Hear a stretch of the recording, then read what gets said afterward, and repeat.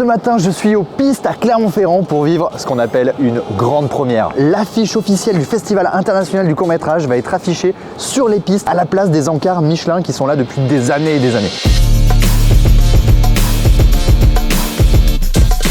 Alors oui, ce qui se passe là, c'est quand même assez exceptionnel parce que Michelin n'avait jamais prêté cet emplacement auparavant. Et pour les trois du fond qui suivent peut-être pas trop et qui passent devant tous les jours en se demandant ce que c'est, les pistes, eh bien ce sont d'anciennes pistes qui permettaient de tester les pneus et les véhicules sur différents revêtements. Ce qu'il faut se dire, c'est que ces infrastructures, eh bien elles sont iconiques de Michelin, notamment à Clermont-Ferrand, et que c'est hyper cool de voir que Michelin commence à l'ouvrir au monde extérieur. Et voilà, donc c'est ce qu'il y a juste derrière moi là. On peut voir l'affiche du Festival international du court-métrage derrière moi. Qui fait quand même 20 mètres par 20 mètres et un peu plus de 160 kilos. Et d'ailleurs, au moment où j'allais partir, eh bien, j'ai croisé Eric Roux, le président du festival, qui a accepté de répondre à quelques questions. En fait, Michelin appelle sauf qui peut le court-métrage en disant voilà, on vous propose de vous prêter les pistes pour exposer votre image. Mais je trouve ça génial parce qu'on va dépasser le temps du festival. On va aller jusqu'en mai avec cette image-là exposée à tout le monde et dire aux Clermontois, bon allez, il faut prendre conscience d'un truc, c'est que votre festival, c'est le festival le plus important au monde de court-métrage. Mais la vraie question que tout le monde se pose, c'est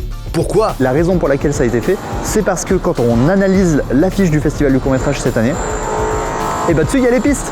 Voilà, la boucle est bouclée. En vrai de vrai.